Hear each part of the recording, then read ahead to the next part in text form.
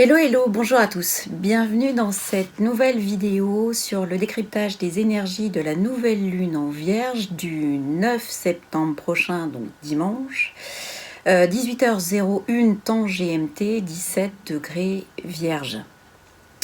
Au programme dans cette vidéo, donc les énergies globales d'abord. Qu'est-ce qu'une nouvelle lune en Vierge de façon générale? Qu'est-ce qu'elle apporte? Les aspects principaux.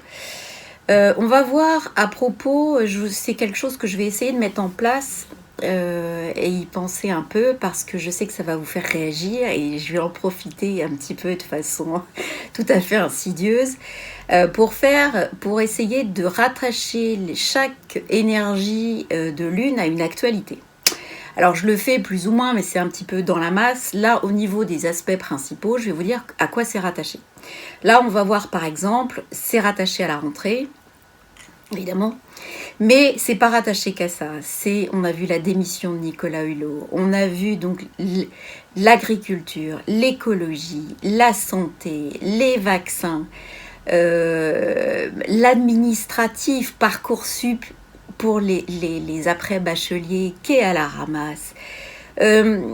Les affres des ministères, Madame la ministre de la Culture qui fait des mezzanines sans déclaration préalable de travaux, alors que normalement elle est bien placée pour le savoir, etc. etc. Tout ça, c'est évidemment lié à certaines affinités avec certaines énergies. Donc on va voir ça à ce moment-là. Ensuite, donc, les énergies plus spécifiques, d'accord?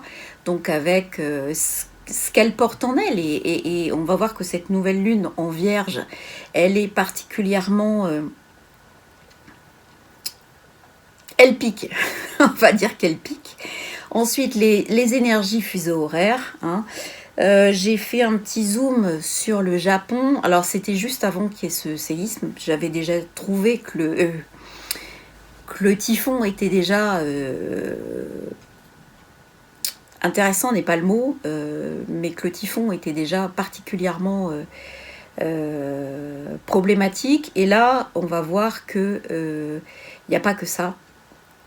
On va avoir directement aussi à traiter des difficultés de Gaïa à ascensionner. Donc elle revient sur plusieurs éléments simultanément quasiment pour pouvoir ascensionner. Donc ça, attention, on va avoir ça. Numérologie, le 9-9-2018, on va donc s'intéresser au 9-9-11 évidemment. Qui au final va nous donner 20, mais qui nous interpelle 2 fois l'ermite plus la force. Donc on va voir, finalement le 20 c'est le jugement et Resh dans le tarot des lettres hébraïques. Le collectif des énergies, on va voir d'un côté la place de l'homme dans tous ces aspects climatiques. Finalement, on a perdu notre rôle premier qui avait été à l'initiative de la matrice et à l'initiative des autres matrices, c'est-à-dire l'homme en tant que finalement quelque part gardien et accompagnant de la matrice. C'est complètement disparu puisqu'on est devenu, l'homme est devenu l'exploitant, et même l'exploitant, c'est pas le terme exact, c'est dictateur, enfin le mot me vient même pas. Et ensuite je voudrais terminer sur quelque chose qui m'est cher et que j'ai vu se produire sous mes yeux cette semaine, c'est le phénomène de la spirale. Donc on va voir comment ça se met en marche et surtout pourquoi il est important de décrypter les signes quand on est bas sur les tangentes de problématiques de la spirale pour ne pas arriver en haut de la spirale avec la même problématique pour le prendre dans la figure grandeur nature. Alors, commençons par les énergies de cette nouvelle lune en Vierge au niveau, je dirais, global. Une nouvelle lune en Vierge, donc, même si celle-là donc, est à 17 degrés de la Vierge, ce qui veut dire que c'est le milieu, le deuxième décan des signes mutables qui sera visé. Donc toujours les signes mutables, ce sont les signes, je dirais, qui sont intuitifs et qui ont parfois des difficultés et qui tergiversent. Alors, Gémeaux, Sagittaire, Vierge et Poisson. Donc c'est eux qui évidemment sont un petit peu touchés, mais aussi si vous avez des choses qui sont là-dessous. Tout à l'heure, j'étais avec une de mes meilleures amies qui a sa lune noire à cet endroit-là et qui avait quelques angoisses. Donc je vous redirai ce qu'il y a en fait. Une conjonction soleil-lune sur un aspect, en fait, une nouvelle lune, c'est un démarrage de travail, c'est un démarrage d'énergie. Donc ça ne veut pas dire que c'est la Bérésina, ça ne veut pas dire qu'on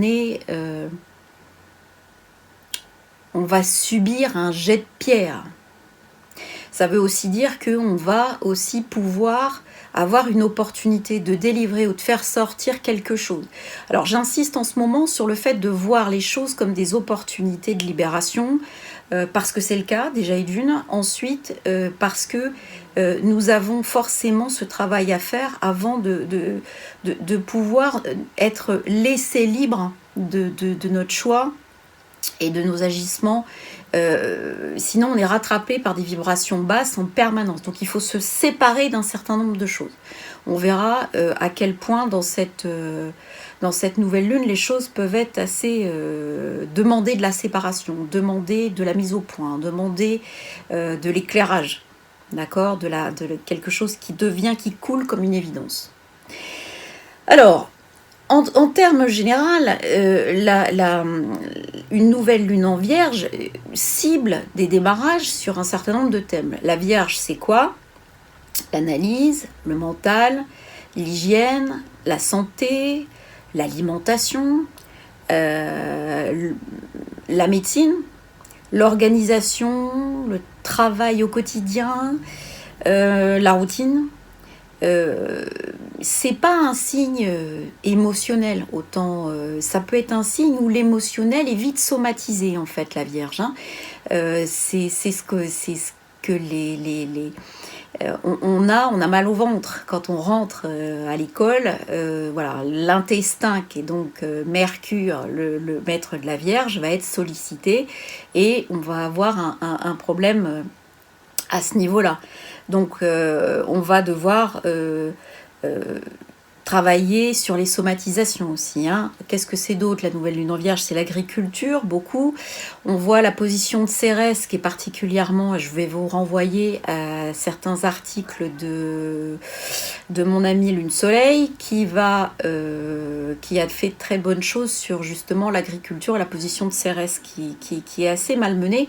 Et donc peut-être que c'est aussi pour ça que on ressent assez mal cette agriculture bio, même si ou vertueuse, cette histoire de pesticides qui existe encore dans ce signe de la Vierge et qui paraît un petit peu nébuleux.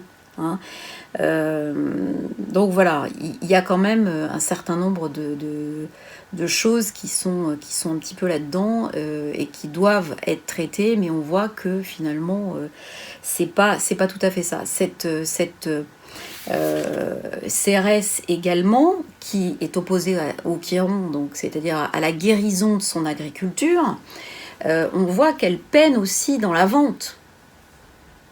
On voit qu'elle peine alors qu'elle est assommée par la grande distribution. On voit que les petites initiatives de vente directe se mettent en place, ce qui est probablement la solution.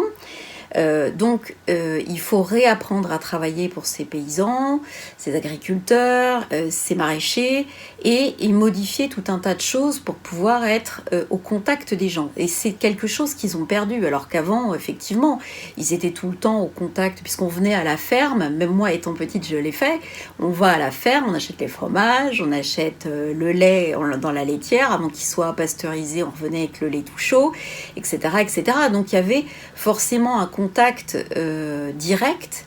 Et puis voilà, on prenait un poulet et puis on prenait on tuait le cochon, donc forcément derrière voilà, il y avait ce contact, même il y a pas si longtemps, qui aujourd'hui est complètement rompu. Et c'est ça qui, je pense, va devoir être remis au goût du jour dans la façon dont les agriculteurs travaillent pour devenir finalement la même chose que c'était avant, c'est-à-dire on travaille pour des gens qu'on connaît. avec qui on a des liens. Et des liens avec la Terre, parce qu'en général, c'est pas des gens qui habitent à 500 km, c'est des gens du coin. Donc on partage la même terre, on partage tout un tas le même environnement, etc., etc. Donc en fait, on est en train de lever les voiles sur ce domaine. Cette agriculture, elle peine, parce qu'on voit Cérès est opposé Chiron, donc elle n'est pas encore, et en plus elle est carré Vesta, donc elle n'est pas encore dans le solde complet de ce qu'elle est prête à amener à l'humanité, et elle n'est pas encore complètement dans une possibilité de passage à la guérison. Pour autant, elle est bien reliée par exemple là à Mars Lune Noire, donc on voit qu'il y a des petites initiatives, des actions collectives qui sont tout à fait porteuses de sens et qui doivent être encouragées pour pouvoir renouer, évidemment, prendre leur place finalement dans ce nouveau collectif. C'est aujourd'hui, je pense, l'entreprise de guérison de cette agriculture. Alors, au niveau, donc, je dirais, de ce qu'on peut aussi voir avec des thèmes qui sont récurrents. On peut avoir effectivement les thèmes qui sont liés à la médecine, qui sont donc les vaccins, qui sont tout ce qui est vaccination, tout ce qui est traitement médicamenteux, etc. Tout ça, ça va forcément être débattu. Alors ça va être débattu parce que c'est l'énergie qui veut ça. Et comme c'est une énergie qu'on commence dans le travail, on a un nouveau moteur, on a une nouvelle identité, on a tout un tas de gens qui sont intéressés. Pourquoi ? Parce que l'école, tout bêtement, va demander le carnet de vaccination à jour et qu'il y a plein de parents qui vont découvrir que il va falloir faire 6 vaccins en même temps. Et là, on est confronté à quelque chose, on inocule quelque chose qu'on ne connaît pas à ses enfants. Alors, je suis passée par là aussi. Moi, j'ai pas été dans le camp des gens qui... moi, je me suis battue contre ça parce que j'ai eu des enfants qui ont été très malades avec les premières doses de vaccin. Donc, bien évidemment, ça m'a refroidi pour le reste. Vous vous imaginez bien. Je ne prends pas parti. Je ne vais pas dire que c'est pas utile et tout. J'ai pas la compétence pour dire quoi que ce soit. Cela étant dit... il me semble qu'inoculer des métaux lourds ou des machins ou 6 vaccins pour des trucs qui ne sont pas demandés avec des coupures, des mises en rupture de vaccins alors qu'on peut juste faire celui-là ou celui-là.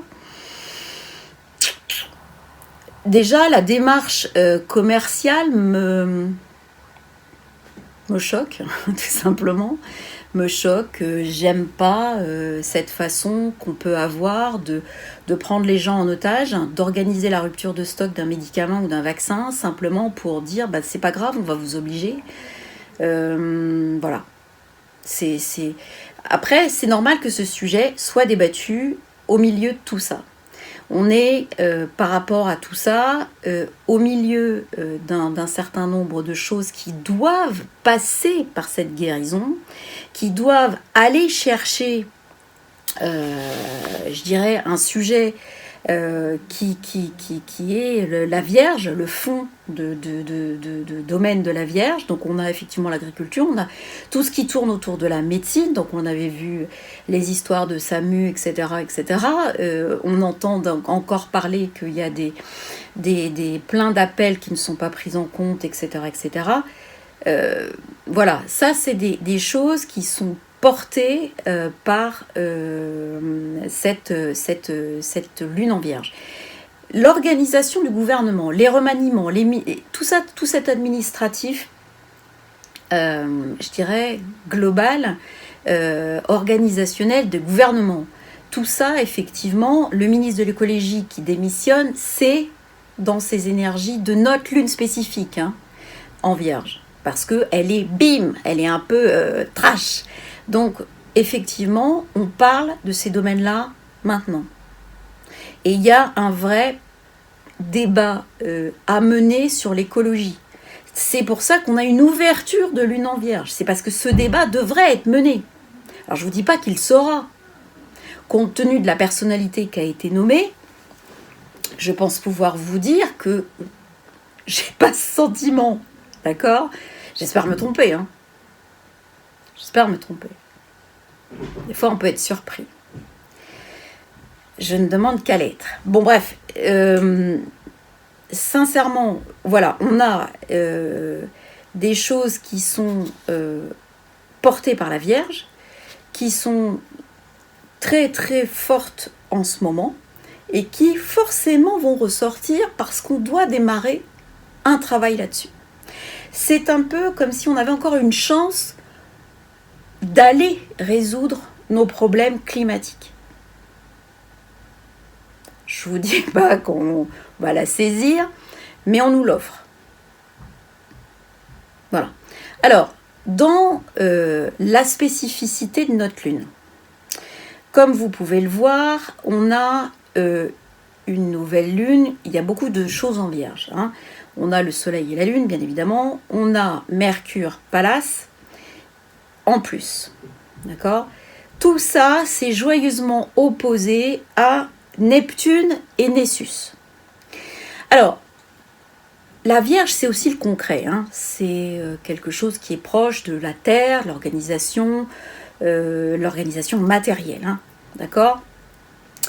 Donc là, qu'est-ce qui se passe ? On a un enfumage, finalement. On a une espèce de mirage, on a un Neptune qui va nous faire une espèce de nuage de fumée qui va ressembler parfois à la réalité, qui va nous faire croire qu'on est en train de discuter avec la réalité, mais qui en fait, je pense, ne sera pas réel. Donc du coup, on peut très bien se retrouver avec des peurs, des croyances ou des machins qui ressortent des domaines de cette nouvelle lune en Vierge. Alors, ça peut être quoi ? Ça peut être l'organisation du quotidien, ça peut très bien être des soucis financiers, ça peut être la peur de manquer, hein, des trucs qui sont aussi liés à l'alimentation. Ça peut être des choses organisationnelles, des problèmes liés à l'inscription. Mon fils a eu certainement quelques bricoles à régler pour les inscriptions à la fac avec ce genre de nouvelle lune. Et voilà, on a l'impression qu'on va y arriver et puis ça disparaît. Et puis on pense qu'on y est arrivé et puis ça redisparaît. Et puis voilà. Donc il y a Neptune en face. On a un travail à démarrer. Neptune en face nous fait croire que ce travail démarre, qu'on a quelque chose qui se matérialise et en fait, c'est pas tout à fait la réalité. On sent malgré tout, on doit sentir malgré tout que c'est pas tout à fait la réalité, mais ça ressemble à quelque chose qu'on a vécu avant, donc du coup, on n'ose pas croire que c'est pas la réalité. Donc, il faut chercher à dissocier ce qui est vraiment réel de ce qui ne l'est pas. Hein, Neptune en rétrograde en Poisson. D'autant que Nessus n'est pas tout seul, Neptune n'est pas tout seul, il est accompagné de Nessus. Donc on va voir que là-dedans, il y a une histoire aussi de trahison, cadeaux empoisonnés, de choses, de solutions qu'on avait l'impression d'avoir acquises et qui d'un seul coup se retournent finalement contre nous, qu'il faut comprendre. Et surtout, il ne faut pas s'énerver. Encore une fois, ça appartient à l'énergie de la Lune. Donc on peut se dissocier d'elle. C'est ça que je veux dire. C'est pas, on peut la subir parce qu'on la comprend pas, mais si on se dit, tiens, moi ça fait plusieurs fois cette semaine que je me dis, oulou, mais au fait c'est l'énergie de la Lune de dimanche, ça. Qu'est-ce que je fais là-dedans ?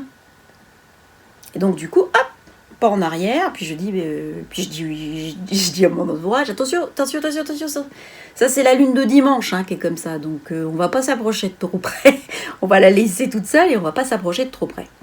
Alors, il y a aussi dans ce Neptune qui est en face, en Poisson évidemment, alors que la Vierge a un côté, je découpe les trucs, peut-être je coupe les cheveux en 4 aussi, il y a un côté sans limite. Donc il y a aussi la peur aussi d'être happé par ce côté qui n'a pas de limite. On s'y perd, on cherche des repères qu'on ne trouve pas. On essaye de se trouver un nouvel équilibre un petit peu qui peut être en ce moment assez bancal. Et en tout cas, ça peut aussi nous apporter une idée de ce qui est spirituel par rapport à notre quotidien. Est-ce qu'il n'y a pas quelque chose de spirituel à équilibrer dans notre quotidien? Est-ce qu'on ne doit pas aller chercher quelque chose qui va nous sortir de notre routine? C'est pour ça que j'avais appelé ça comme ça sur l'almanach. Est-ce que finalement la Vierge telle qu'elle est vécue souvent, elle n'a pas un petit rôle qui enferme, que Neptune finalement permettrait d'ouvrir? Parce que Neptune n'est pas que négatif. Il balance des trucs qu'on croit, voilà, mais il n'a pas que ça. Il balance aussi, il demande aussi à ce qu'on voit les signes. Il demande aussi à ce qu'on utilise notre intuition, vraiment ce qui descend de façon fluide. Il demande aussi à ce qu'on intègre cette fluidité dans la matière. Lui, il est pas là, c'est pas le grand enfumeur du coin.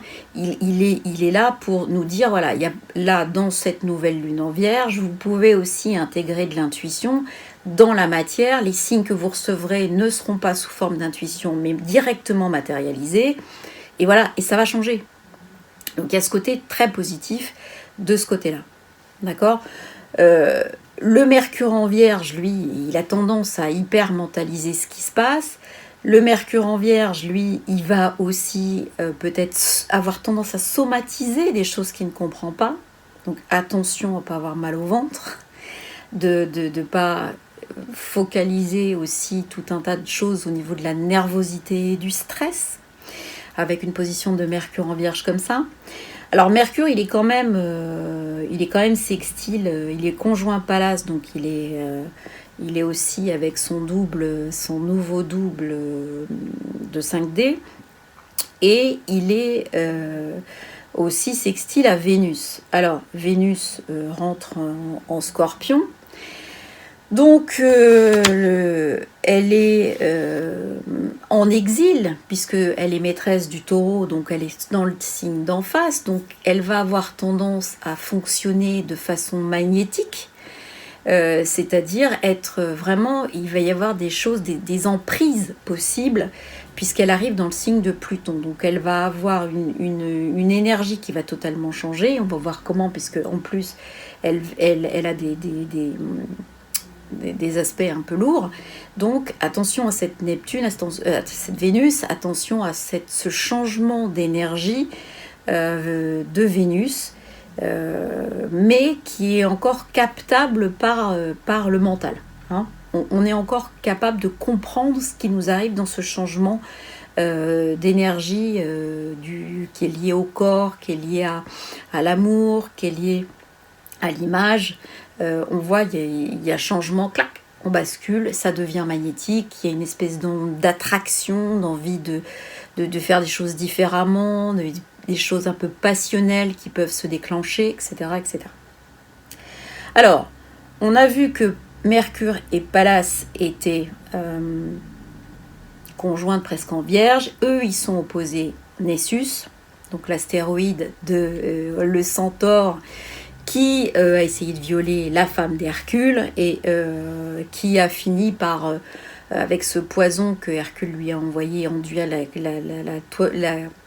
la toile de sa tunique, et qui finalement, tout le monde est mort. À la fin, Hercule meurt, brûlé, et Déjanire se suicide. Donc, après tous ces trucs, tout ça parce qu'il voulait traverser le fleuve et que Nessus a proposé pour trahir Hercule et violer Déjanire. Alors, on a dit que finalement on pouvait se tromper. Quand les deux là sont en face de Nessus en Poisson, il y a des risques d'erreur. Des risques d'erreur d'appréciation en fait. On risque de ne pas comprendre complètement les choses parce qu'elles seront aussi floutées par Neptune qui est aussi à côté. Et on va aussi pouvoir être dans l'erreur à cause des schémas. Les schémas de fonctionnement qu'on peut avoir, qui peuvent être des schémas de résistance, qui peuvent être des croyances, qui peuvent être des blessures. Et puis on atterrit, on voit ça, et finalement on n'arrive pas à faire l'équilibre, donc on va constater que ça ne nous convient pas.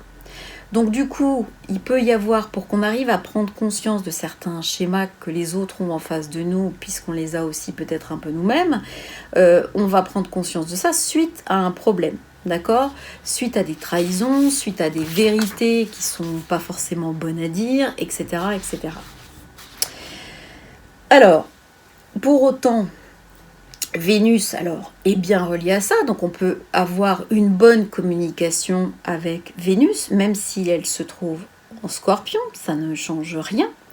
Mais Vénus, elle va avoir fort à faire parce qu'elle se retrouve carrée avec, c'est-à-dire 90 degrés en aspect de tension avec la triplette infernale qui est Mars, Lune noire, Nœud sud, qui sont en Verseau. Et elle est opposée à Uranus, qui est rétrograde en Taureau.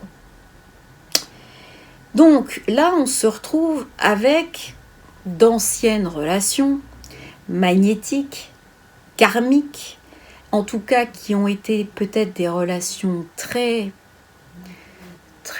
fortes, en tout cas très prégnantes, très avec beaucoup d'emprise et beaucoup de magnétisme.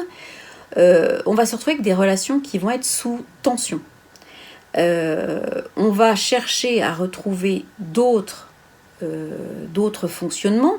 Alors, surtout, il faut rester sur notre aspect de ce qu'on veut au niveau vénusien, puisque même si Vénus est magnétique, elle est sextile à Saturne en Capricorne, donc on a la possibilité de rencontrer des gens, d'avoir des relations qui sont saines, pérennes et durables.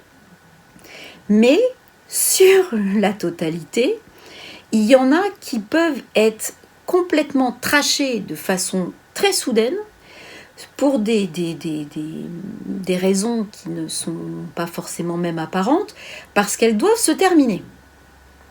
D'accord ? C'est quelque chose qui doit être complètement... qui doit être coupé. Voilà. Et d'ailleurs, on ne cherche pas la guérison de ces relations-là. Pourquoi ? Vénus, elle est quinconce Chiron. Donc ça veut dire quoi ?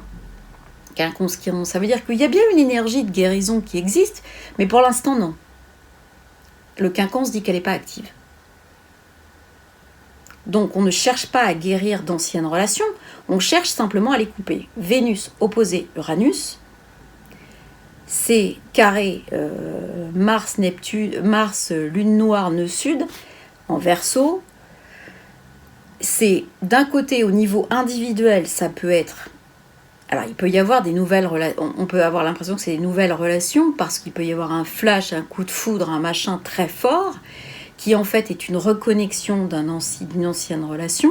Attention à ce qui se passe derrière, il ne faut pas aller trop vite. Et puis il peut y avoir, cet aspect-là peut aussi être collectif. C'est-à-dire que Vénus magnétique en Scorpion, attention, Jupiter aussi est en Scorpion. Donc Jupiter, c'est bien quelque chose au ce moment au niveau de l'état. Et cet état, il est en train de nous expliquer qu'il veut la vérité. Et donc là, Vénus opposée Uranus, on peut avoir une vérité qui éclate à propos d'un membre du gouvernement et quelque chose qu'on va aller creuser très très loin.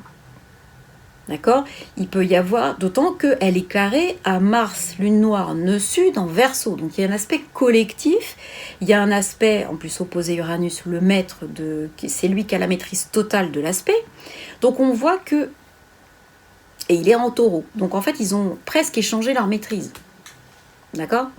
Donc, on est sur quelque chose, une affaire, un scandale, quelque chose d'État qui peut sortir et qui peut, ou dans des groupes, d'accord, qui peut vraiment aller très loin et défrayer la chronique et gêner énormément les gens. D'accord ? Donc voilà. Cet Uranus en Taureau, lui, une fois qu'il a bien donné ses 100 000 volts, lui, il est toujours relié dans son triangle de terre apaisant et constructif à Saturne en Capricorne, d'accord, et à Mercure en Vierge. C'est Mercure en Vierge, voire Pallas en Vierge, qui viennent fermer ce triangle de terre. Donc on a bien quelque chose qui est tout à fait au niveau maintenant mental, ancien mental avec Mercure, nouveau mental avec Pallas, qui est bien dans l'anticipation, la stratégie de construction. Et c'est là où je vous disais qu'effectivement, tout ce qui est de l'ordre de la Vierge, la médecine, les médicaments, l'agriculture, ça peut même être la comptabilité. Hein. D'ailleurs, voilà, le prélèvement à la source fait partie, par exemple, j'y ai pas pensé mais j'y pense maintenant, le prélèvement à la source fait partie de ces énergies de la Vierge. Cette comptabilité. Alors on peut en déduire que ce prélèvement à la source qui va durer jusqu'à janvier, il est en train de naître avec une opposition de ce qui lui correspond, de nouvelle lune en Vierge, opposée à Neptune en Poisson. Alors on peut se demander ce qui n'a pas été dit. À mon avis, il y a quelques bricoles. Hein. Donc on va regarder ça après janvier, mais je pense qu'il y a quand même des bricoles qui n'ont pas été dites. À suivre. Alors, donc ce triangle de terre est quelque chose qui permet, en même temps qu'il y a des relations sous vive tension, des choses qui sont mises en lumière, de la vérité qui demande à aller être cherchée, etc., on a quand même des choses qui se construisent. Et c'est là-dessus que je veux absolument qu'on reste focalisé. Ce qui vous construit doit être l'unique chose qui doit rester. D'accord ? Donc vous arc-boutez sur ce qui vous fait du bien, ce qui vous construit, ce qui vous nourrit, et vous n'en bougez pas. Pendant que ça court-circuite de tous les côtés. D'accord ? C'est très très important. On a également un autre triangle qui est intéressant, qui prend Mars d'un côté, la nouvelle lune de l'autre, et qui ou Vertex, et qui va chercher Junon. Donc on a pour certains, on a aussi une certaine forme d'idéal qui commence à être perceptible, et sur lequel on va pouvoir agir. C'est-à-dire qu'il y a des actions individuelles qui vont commencer, dans certains cas, à être visibles pour un certain nombre d'entre nous, et donc les gens vont pouvoir commencer à les faire. Parce que jusqu'à présent, on était un petit peu coincés dans tous les sens. Certaines actions menaient pas à grand-chose. Aujourd'hui, ça y est, on nous dit, hop, c'est ouvert. Vous allez pouvoir faire des choses. Alors, on va le voir que on a des opportunités, que on a des espèces de portails qui vont s'ouvrir. L'essentiel, ça va être ce grand portail du 11-11-11 en novembre, qui va nous apporter un espèce de flash un petit peu plus soutenu. Alors, qu'est-ce qu'on a encore ? On a un Jupiter en Scorpion, comme je vous disais, qui représente l'État. Lui, il est très bien aspecté. Donc l'État, aujourd'hui, a le vent dans le dos. Même si on ne le croit pas. D'accord ? Aujourd'hui, ils sont favorisés. Tout ce qui est... voilà. Même s'il y a une demande de vérité, la vérité pousse. Aujourd'hui, l'État s'en sort. Son sextile à Pluton lui dit, il faut que tu transformes, d'accord ? Il faut que tu bouges, il faut que tu ailles dans la transformation. Donc ça, ok. Il est bien relié à Neptune, qui lui dit, prends ton temps, et surtout, utilise ce que tu as besoin d'utiliser dans l'illusion. Et il est bien relié à la nouvelle lune, qui veut dire que il y a quelque chose qui va démarrer, qui est en expansion de ce côté-là. Alors attention, ce qui est positif toujours ne veut pas dire que on le garde dans la durée si on ne se sert pas correctement des énergies qui sont proposées. Là, on nous demande, le Jupiter en Scorpion, il demande de la vérité, il demande de l'authenticité, il demande quand même qu'il y ait une mise en lumière et une transformation réelle des structures. Neptune, ça demande quand même une expansion au niveau du spirituel et une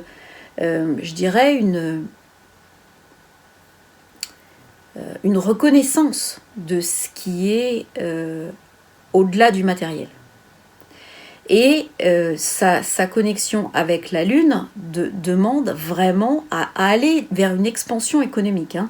La Vierge avec le Scorpion, on il y a une demande d'expansion économique. On dit, là, tu peux le faire, donc vas-y.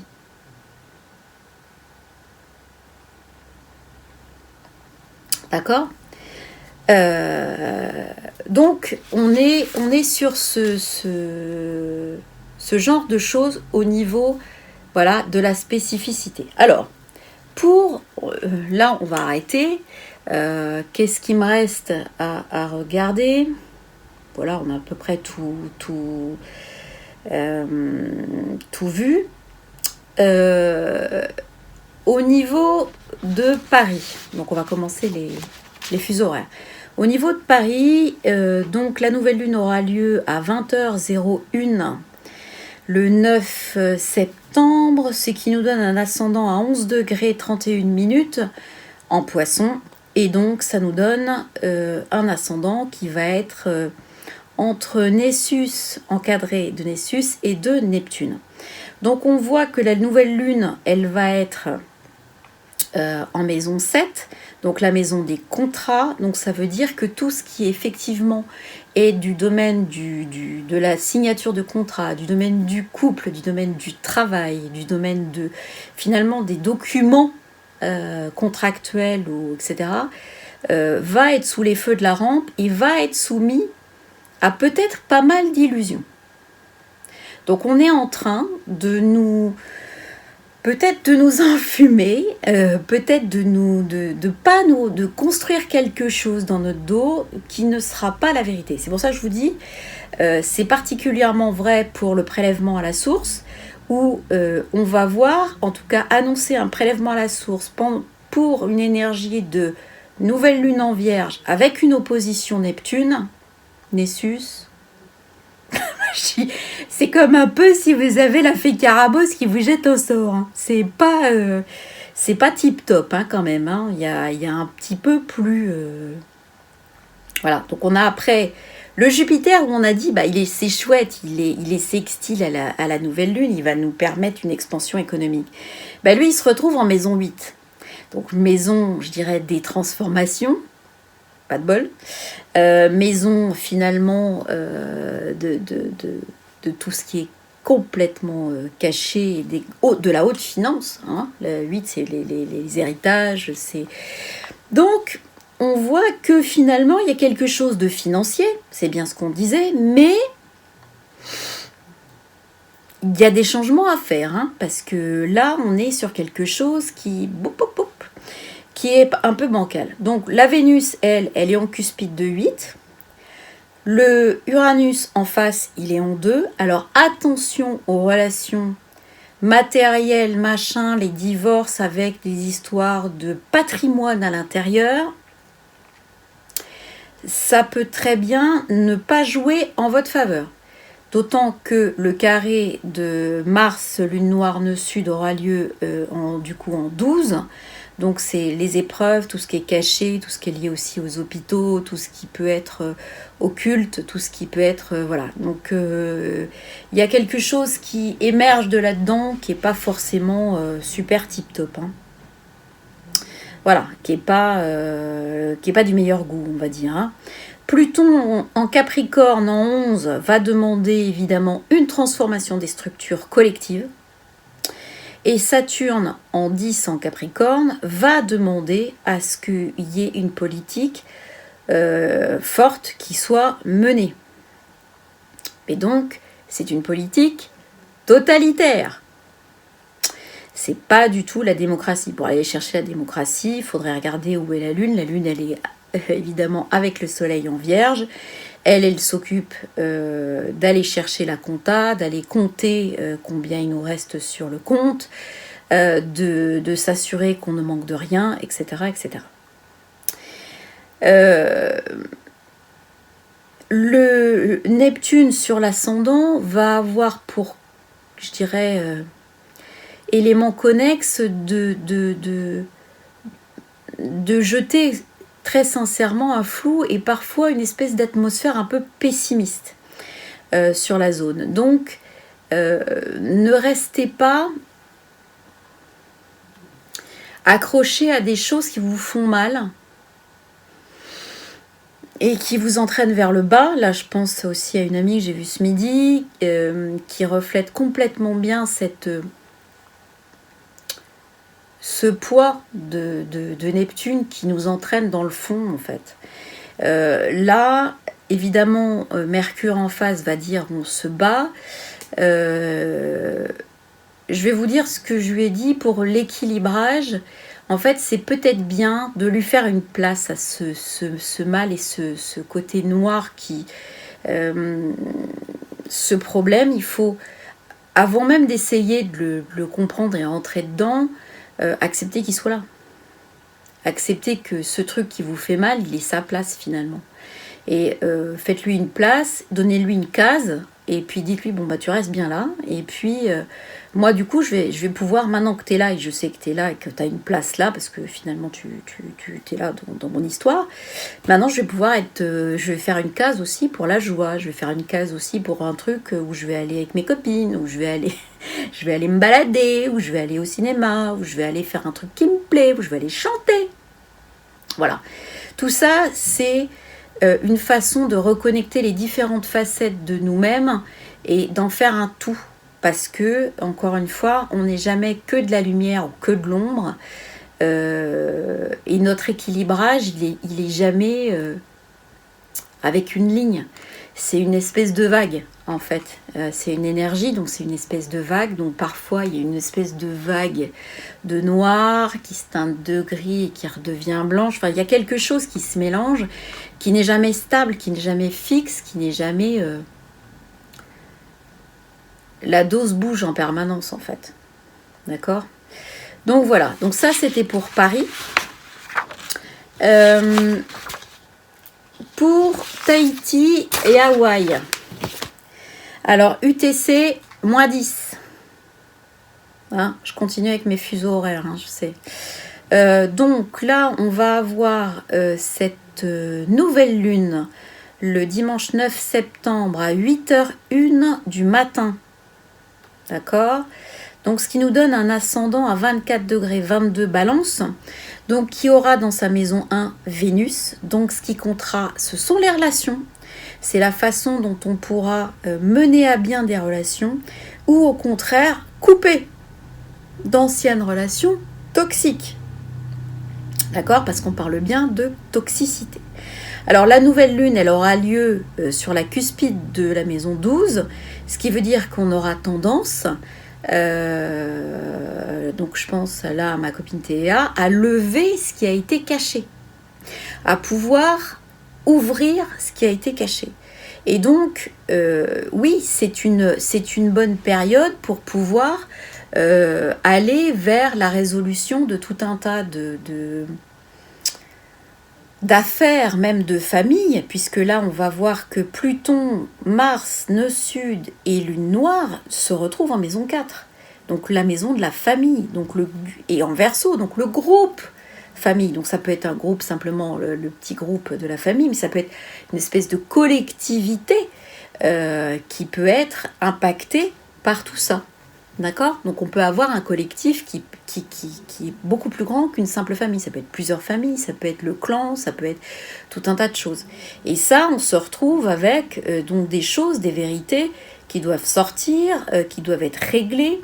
Et puis malheureusement des relations qui risquent d'être très très très très très vives. Parce que on va être obligé d'aller chercher la lumière, d'aller chercher l'acte administratif qui va bien, d'aller chercher finalement la preuve écrite, parce qu'il y aura beaucoup de choses qui vont passer par l'écrit, vous allez voir.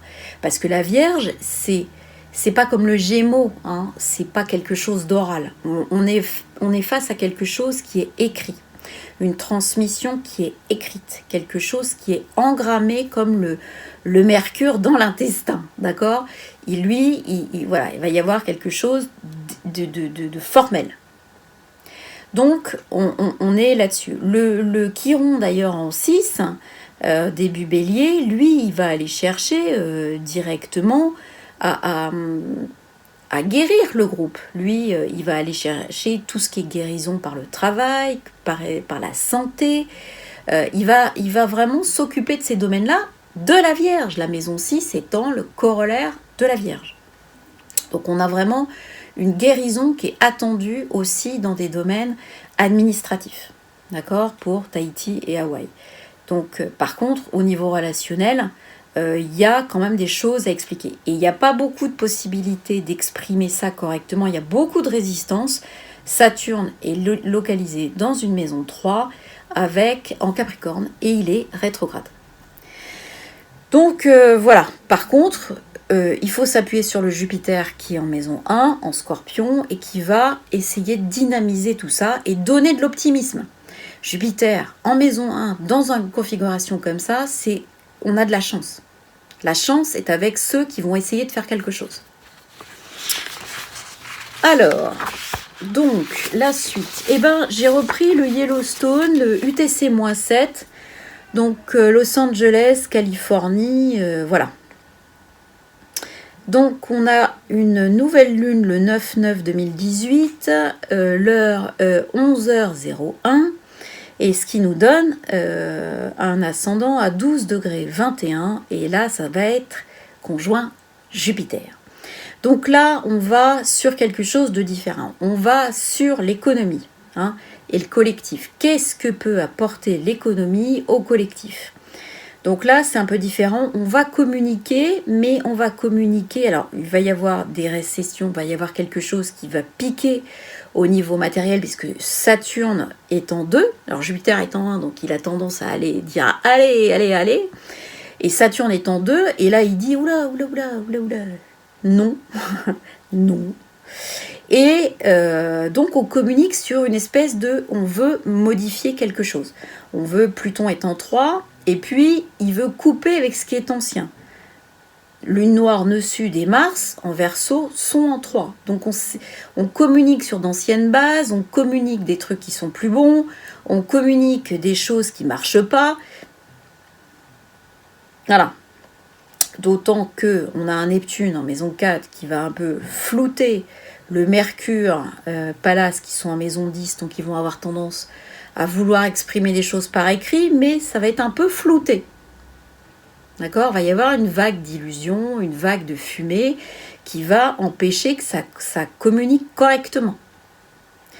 La Lune, la nouvelle Lune en Vierge va avoir lieu en maison 11, donc il y a des réflexions collectives sur les domaines de l'environnement, de l'alimentation, de tous les domaines de la Vierge. En fait, on ouvre dans ces zones-là la possibilité de traiter ces domaines-là fortement.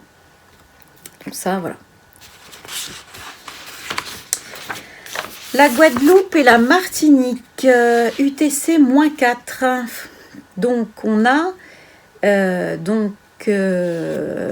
nouvelle lune 9 septembre 2018, 14h01, ce qui nous donne un ascendant à 10°37' Capricorne. Donc on se retrouve avec un ascendant encadré entre Saturne, début Capricorne, et Pluton qui est juste après. Donc on a une maison 1 avec Pluton, Mars nœud sud, lune noire, qui nous donne, je dirais, une grande demande de modification des structures. Le collectif, lui, relationnel, va être très tendu, d'accord ? Il va y avoir des choses qui vont ressortir, des choses au niveau familial aussi qui risquent d'être assez désagréables, des choses qui vont, attention à ce qu'on fait, à ce qu'on dit, voilà, parce que finalement l'énergie va avoir tendance à couper court à toute communication s'il n'y a pas derrière de volonté quelconque de pouvoir poursuivre avec une vraie réflexion spirituelle. D'accord ? Uranus est très bien relié, encore une fois, avec ce triangle de terre à Mercure Pallas et à Saturne en 12. Donc il y a des résistances à lever, il y a des choses à programmer et à modifier dans le comportement, dans le changement de paradigme, entre guillemets. On réfléchit différemment, on nous demande de réfléchir différemment et d'évoluer spirituellement. La nouvelle lune a lieu en cuspide de 9, en Vierge, donc ça veut dire que tous les domaines qu'on a cités avant peuvent être utilisés pour ascensionner, peuvent être utilisés comme support spirituel. D'accord ? Jupiter en 11, lui, il peut aller donner collectivement les choses, c'est-à-dire que tous les gens qui vont essayer de monter des business ou des choses comme ça, il peut y avoir des choses positives qui démarrent. D'accord ? On peut démarrer les bonnes idées de business, les bonnes idées de progression économique peuvent être entendues. Il peut y avoir des choses. Il faut entendre les nouvelles idées, les transformer, ne pas hésiter à les bouger et on peut avoir quelque chose qui se transforme de façon tout à fait positive. Alors, on rebascule du côté positif. UTC plus 1, donc là par exemple Tunis. L'heure donc 19h, toujours le 9-9, 19h01, ce qui nous donne un ascendant à 28 degrés 39 Poisson, conjoint Chiron. Alors là, on demande d'une guérison qui est pas simple puisque il y a un carré Saturne en 10, opposé Cérès. Donc, on est sur une profonde résistance, sur une récolte qui est décalée, on va dire, et qui, attention aux illusions, attention à ne pas se tromper, attention à vraiment collectivement faire les choses administrativement de façon claire et en ne travestissant pas la vérité. Parce que là, on voit que Jupiter est en 8 en Scorpion, relié à Neptune en 12. Bon. On a quand même du mal à avancer vers quelque chose qui veut changer. Hein, on a tendance à faire les choses un petit peu... voilà. Le collectif, lui, la maison 11, dispose de Mars, Nœud Sud, Lune Noire. Donc on a un collectif qui réagit selon les anciennes, voilà, les anciens schémas, les anciennes modes, les anciennes ce que vous voulez. Et du coup, la pression risque de monter. Les relations risquent d'être tendues. Il risque vraiment la communication va pas forcément être simple. D'accord ? Il y a beaucoup de choses qui risquent d'être cachées, dissimulées. Et qu'on verra plus tard. Là, pour le coup, on le verra plus tard. Alors, UTC plus 4, et bah c'est la Réunion. Coucou la Réunion. 9-9, temps 22h01. Ascendant 10 degrés 58 minutes Taureau. Donc, on a une nouvelle lune qui a lieu en 5. Donc dans une maison du lion, entre guillemets. Donc création, générosité, enfin tout ce qui va, les enfants, tout ce qui va aider à amener de la chaleur, d'accord, à amener de l'abondance là-dedans, à amener de la valeur. Donc on va se retrouver avec tous ces thèmes de la Vierge qui peuvent être valorisés. D'accord, qui peuvent être revus avec une notion collective valorisée. C'est-à-dire comment est-ce que ce domaine peut être repris par des groupes et utile pour tous. Chouette. C'est comme ça que ça doit marcher en fait. Et on voit que le Jupiter, lui, en 7, il va pouvoir irriguer tout le monde au niveau contractuel et amener une certaine forme aussi d'abondance, d'expansion. D'accord ? Il y a des fois, il peut être en exagération, mais là, il est en expansion. Donc, l'évolution spirituelle se fait toujours par la vraie communication. Ici, on demande une communication du cœur. Le nœud nord, il est en Lion, il est en maison 3, donc il y a une communication du cœur qui doit se faire. D'accord ? Vraiment de façon profonde. Puisqu'on a cette association Pallas qui est en maison 4, début de la Vierge.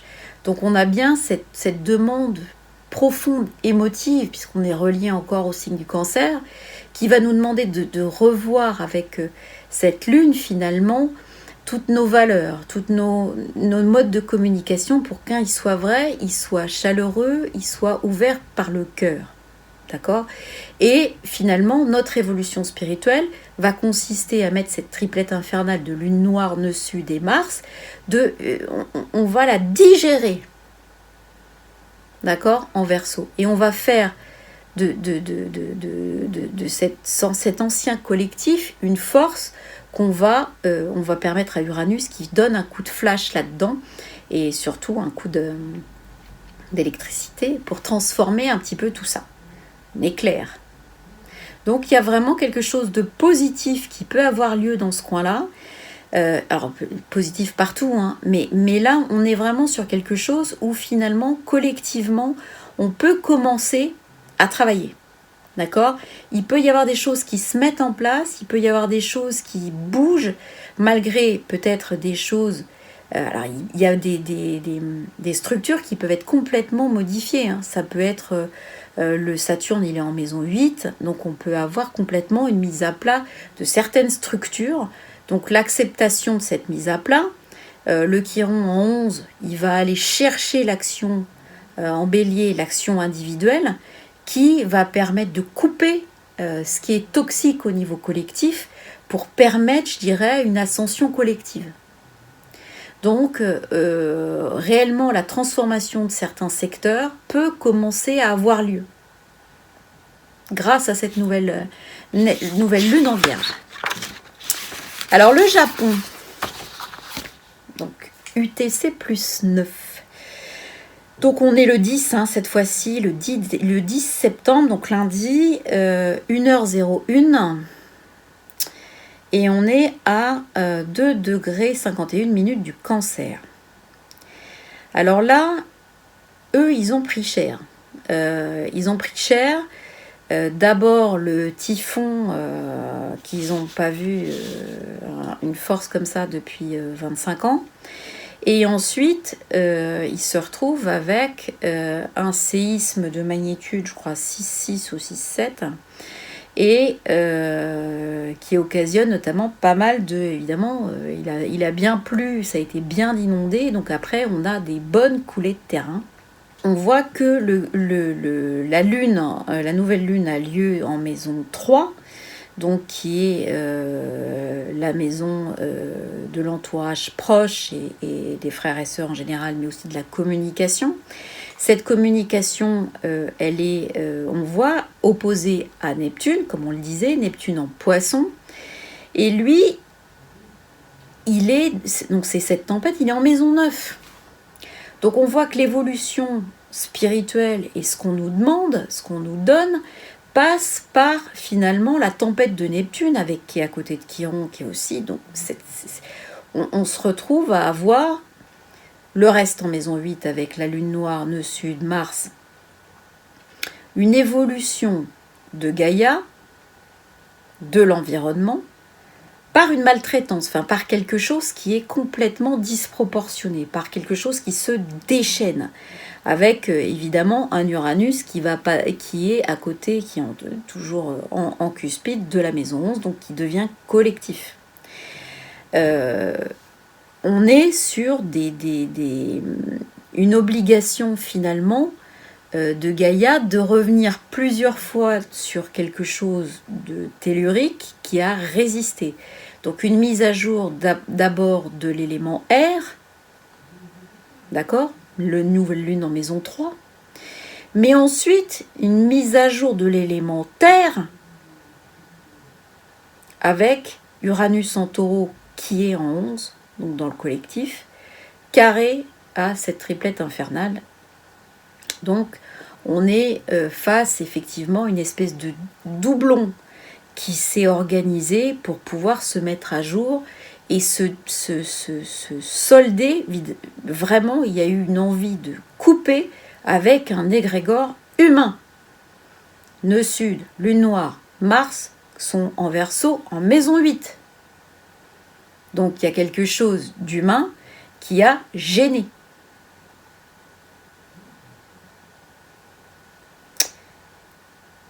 Donc c'est vraiment... Saturne est sur le descendant aussi. Donc il y a vraiment avec sa résistance, avec donc on a quelque chose qui a vraiment coupé, enfin dont la pression a vraiment monté et qui a craqué à ce point-là. Ça ne veut pas dire que ça ne peut pas craquer ailleurs. Ça veut dire simplement que le point de chute qui a eu le plus, qui avait le besoin de point d'impact, était à ce niveau-là.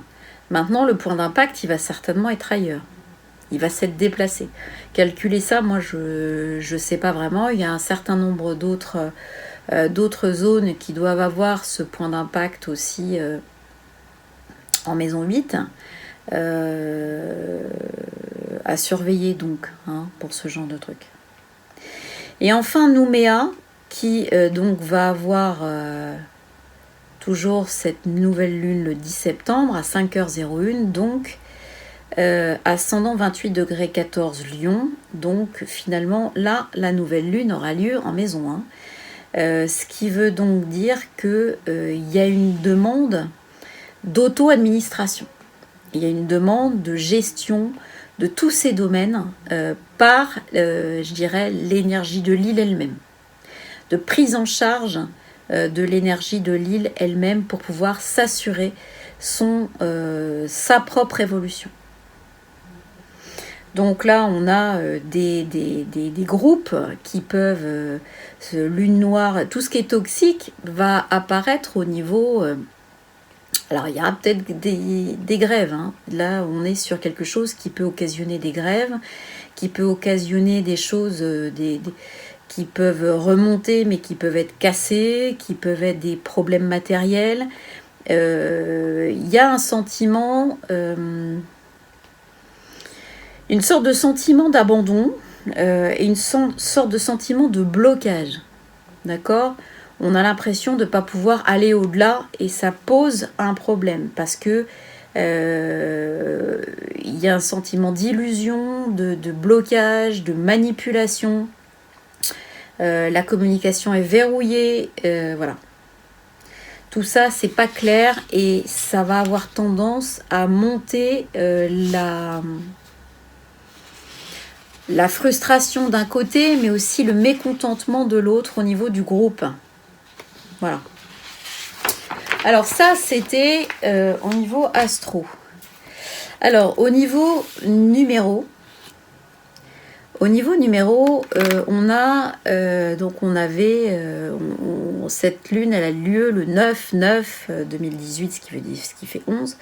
Donc 9/9/11. On a vu qu'il y a le mois dernier, on avait 8/11/8, ce qui nous donnait une espèce d'équilibre entre les plateaux.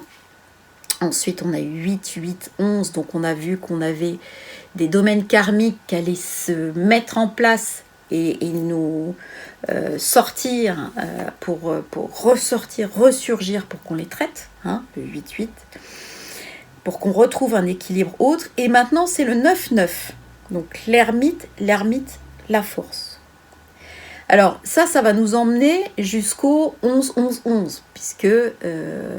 on va avoir le 11/11/11, on va avoir directement finalement ce jackpot, comme dans les machines à sous, qui va mettre 3 fois la même vibration de maître nombre.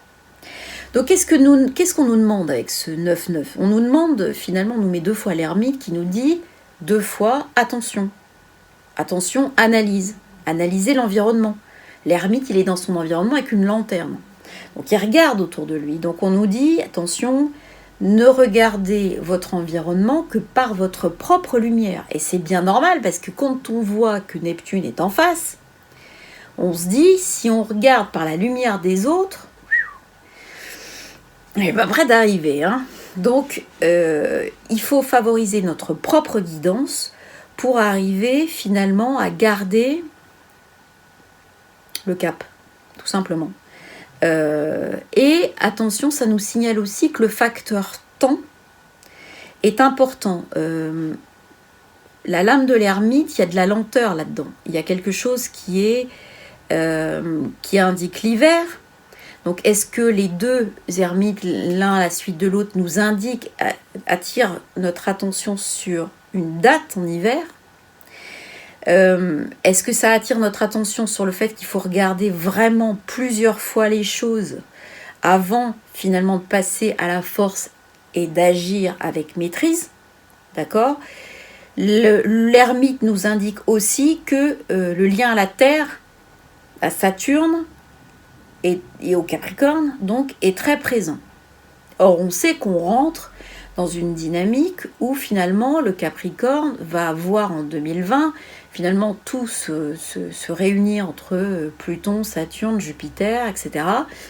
Et que ça va avoir un impact sur nos économies qui va être considérable. Donc là, voilà, il y a une petite chose là qui sort et qui nous indique 2 fois l'ermite plus la force. Donc, un warning qui semble attirer notre attention sur le fait de bien regarder l'environnement, notre guidance par notre lumière. Voilà. Alors, sinon, 9, 9, 11, ça fait 20.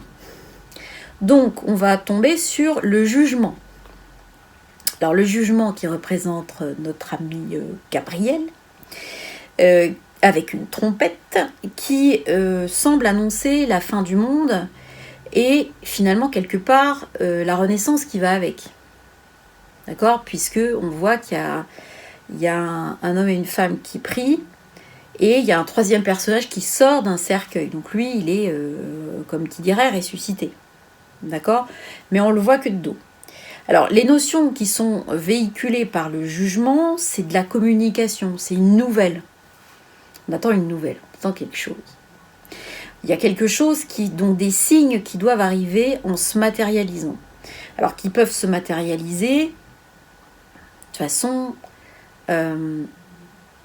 différente de ce qu'on peut avoir d'habitude, parce que ça peut être en audio. La trompette, elle est plutôt en audio. Ça peut être de la musique, ça peut être...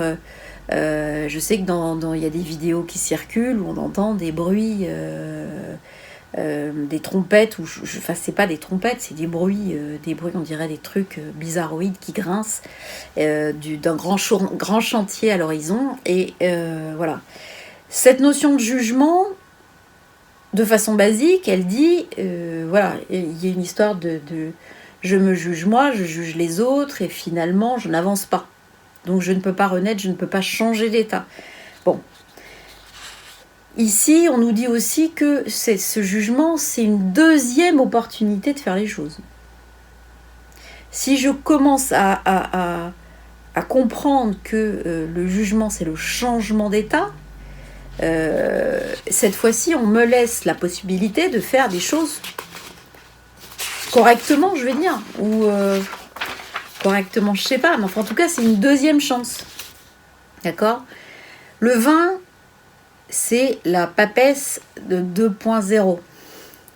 Donc, en fait, ce vin qui communique fait écho aux deux qui communiquent pas. La papesse, elle a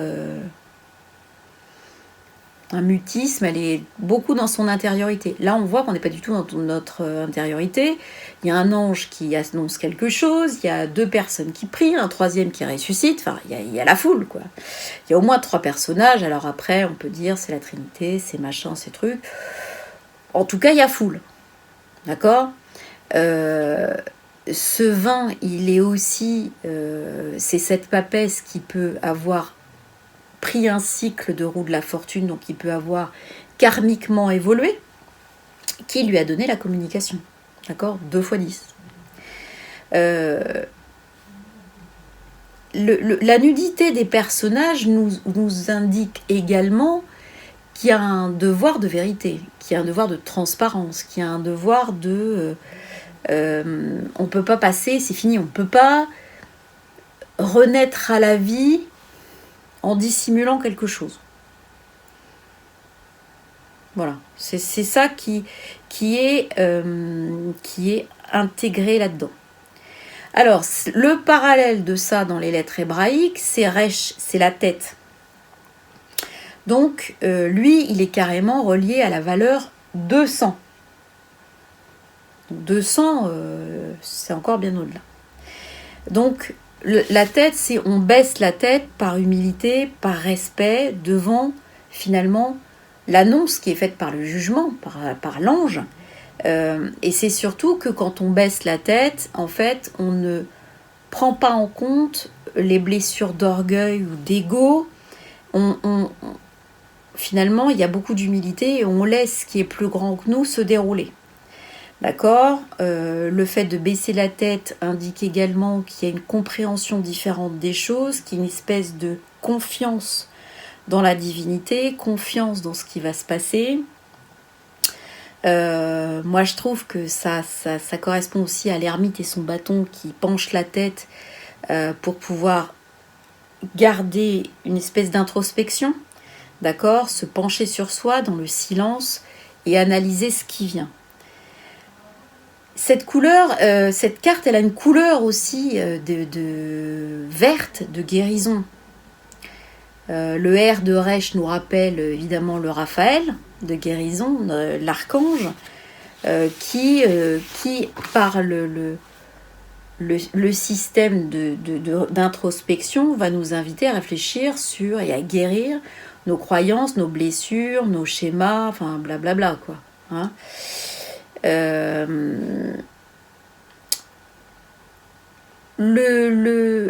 Que ce soit le 20 du jugement ou le 200 de Resh, nous demande aussi, c'est toujours une notion de deux. Donc le 2, c'est évidemment une composante de la dualité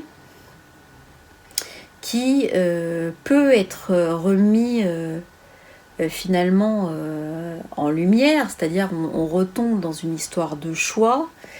On peut rechoisir le bien ou le mal, l'évolution ou l'involution, et finalement ça rejoint le jugement et la nudité des personnages. Le Resh comporte une idée de chat d'aiguille, donc quand on met le fil et finalement tout ce qu'il y a autour, si le fil est trop gros, eh bien ça ne passera pas. Tout ce qui est superflu va tomber, et c'est cette essence qui finalement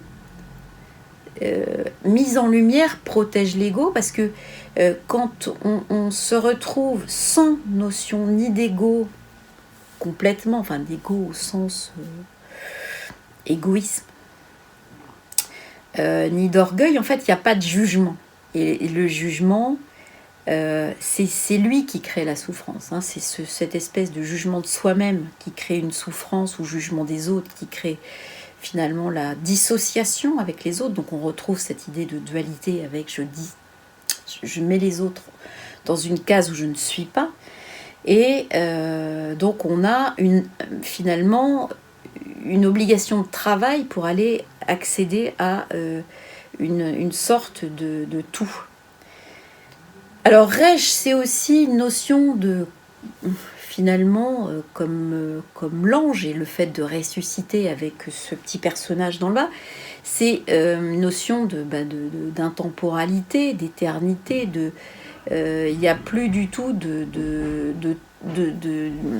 commencement ni de fin. C'est-à-dire que l'âme appartient finalement à une dimension où on n'est pas forcément, nous en tout cas, capable de lui donner un acte de naissance et un acte finalement de mort. Le temps linéaire n'a pas cours, donc il n'y a pas vraiment de... c'est comme l'ermite avec il y a une espèce de suspension du temps. Autant suspend ton vol, quoi. C'est ça, voilà. Et le symbole de la tête qui appartient à cette dimension d'éternité, c'est ce qui fait finalement qui concentre l'énergie de l'âme. Donc, et c'est là qu'on voit effectivement apparaître toutes ces histoires de décapitation dans la Bible, où on a effectivement Jean-Baptiste et la réincarnation. La tête est le symbole aussi de l'évolution de l'âme. Élie se réincarne en Jean-Baptiste, et on a des traces dans la Bible qui disent bah oui, mais vous l'avez pas reconnu, hein.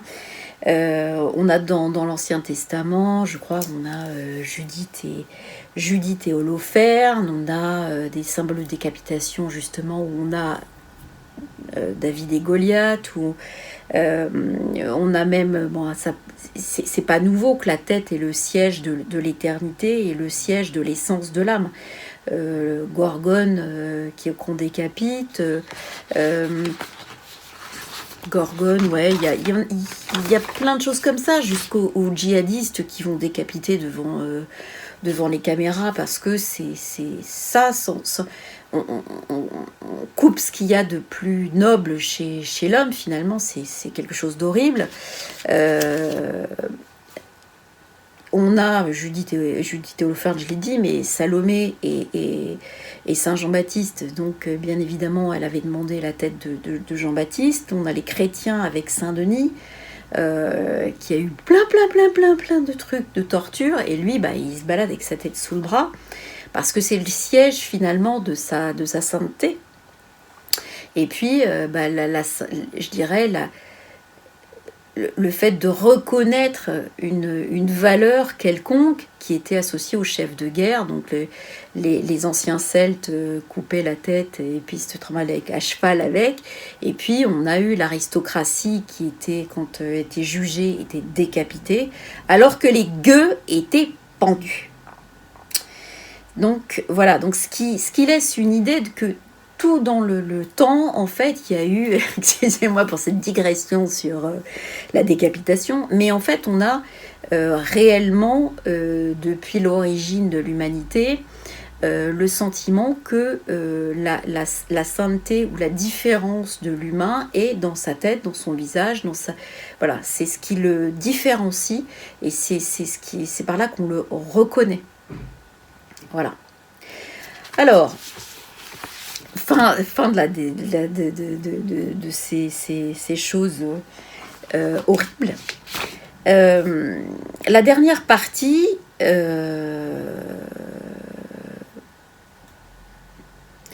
est plus axée sur les choses qui ont eu lieu, par exemple, au Japon, d'abord. Et où je voudrais rappeler que au démarrage, l'homme dans les civilisations s'est positionné comme gardien et accompagnant de la matrice et de son environnement, c'est-à-dire qu'il était intégré dans l'environnement. Aujourd'hui, quand on voit des déchaînements climatiques, il faut bien comprendre que, comme je vous l'avais déjà dit, on n'est plus dans les énergies qui sont censées faire évoluer l'humanité. On est dans des énergies qui sont censées faire évoluer la planète. Donc évidemment, c'est très fort et c'est pas fait pour nous. Donc, la seule chose qu'on puisse faire, c'est pas, comme je l'ai entendu plusieurs fois, essayer de se concentrer sur l'égrégore de la tempête pour la faire diminuer, c'est totalement contre-productif. On n'a pas ce droit-là, entre guillemets. On n'a pas ce droit d'intervention. Par contre, on a la possibilité, encore une fois, comme on avait vu, de se connecter sur des égrégores humains qui sont déconnants. Ces égrégores humains, on peut apporter notre rayonnement positif individuel ou groupé et essayer de simplement, en apportant notre positif de façon totalement neutre, parce que si on essaye de changer quelque chose, de machin, de manipuler, on baisse nos vibrations. Donc, essayer de simplement d'être soi, bien aligné, et de se connecter à ce truc-là pour vraiment essayer de lui administrer quelque chose qui vient de nous et qui est positif, va diminuer cette force négative, forcément. Par contre, notre position de gardien doit être respectée. C'est-à-dire qu'on n'a pas la possibilité d'intervenir sur l'environnement, sur ce qui se passe. Par contre, physiquement, oui. C'est-à-dire qu'en nous connectant à des choses qui sont dans la matière, c'est-à-dire qu'on peut aménager, on peut aller utiliser notre rôle pour aller faire pousser des choses de façon bio, acheter des choses qui peuvent être saines, qui peuvent être dans des structures différentes, qui peuvent être des choses qui nous ressemblent. là, on va se repositionner en tant que gardien et on va alimenter la matière de choses positives. Donc l'égrégore de pesticides, de machins, de trucs va forcément diminuer parce qu'on ne va pas le nourrir et on ne va pas le subir. Enfin, on va le subir de toute façon en décalage, mais on va essayer, nous, de mettre une intention sur le fait de nourrir quelque chose que nous, gardiens, on va essayer de construire. Toujours de façon neutre. On ne peut pas mettre de choses guerrières là-dedans parce que sinon, il faut que les gens comprennent, mais d'abord, nous, on doit être bien stable et on doit alimenter les bonnes idées. On doit avoir un acte d'engagement et de responsabilité dans les bonnes choses. Et ça peut commencer au niveau de la matière. D'accord ? La place de l'homme, c'est la place de gardien. À l'origine, il y avait toujours les chamans, les druides, les machins. La place de gardien, c'est quelqu'un qui va préserver l'énergie, l'équilibre intact de l'environnement, qui va surtout le comprendre, voilà, et qui va le traduire aux autres. Donc, il y a un nouvel équilibre à trouver, parce que là, c'est complètement déséquilibré. Donc, à nous de pouvoir nous positionner dans les choses qu'on va juger vertueuses, en tout cas en corrélation avec notre énergie, à nous, et les alimenter. Voilà. Alors, je ne sais pas si je suis très claire, parce que je pense qu'il y a encore beaucoup à dire et beaucoup à creuser, mais voilà. Deuxième chose sur laquelle je voulais revenir très rapidement, le principe de la spirale. La spirale, donc, on est au démarrage.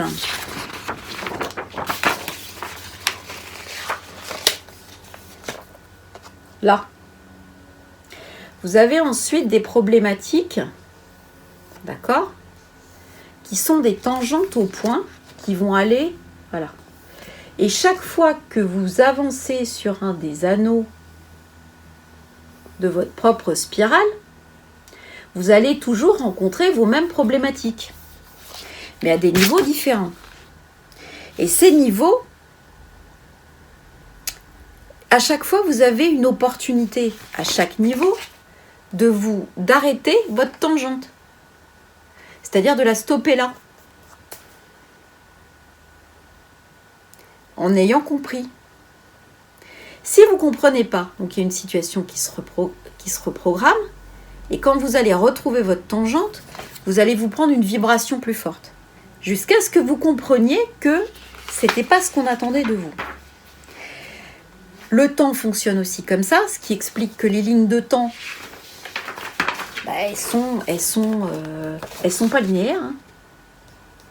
Si vous avez une problématique au niveau du temps, vous allez pouvoir vous retrouver avec toutes les choses, quand vous êtes là, qui vont vous être balancées sur la figure 0.0. Donc du coup, vous allez être complètement noyé par tout un tas de choses qui vous êtes balancées en même temps. Parce que ça est amalgamé sur vos tangentes. Donc, qu'est-ce qu'il faut faire ? Il faut absolument, chaque fois qu'il y a une situation qui se précise, il faut réfléchir à, finalement, quel est le message véhiculé.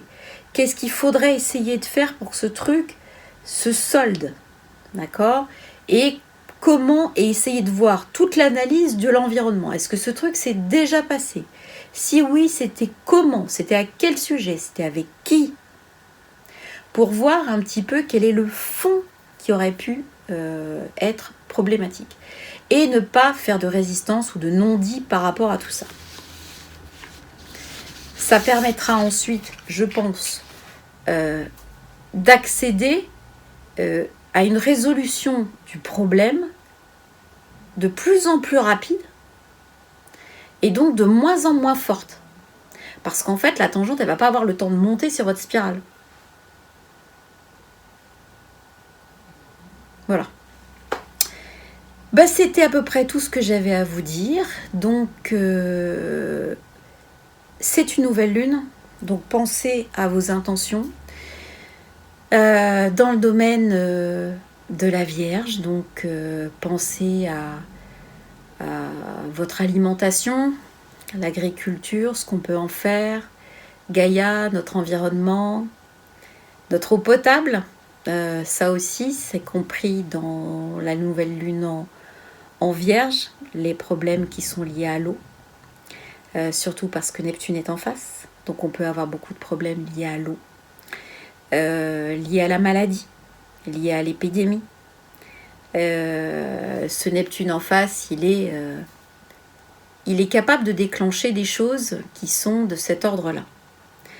Donc, pas d'affolement, d'accord? Ça implique que nous, on doit avoir une intention positive sur ces domaines-là. C'est-à-dire qu'on veut quelque chose qui nous ressemble et qui soit quelque chose qui soit naturel et positif par rapport à nous et par rapport à l'ensemble du collectif. Voilà, bah écoutez, je vais vous souhaiter une super belle lune, nouvelle lune en Vierge, qu'elle soit le plus douce possible pour vous. Prenez bien soin de vous, prenez bien soin des vôtres. Moi, je vous embrasse et je vous retrouve pour une prochaine vidéo. Ciao, ciao, portez-vous bien.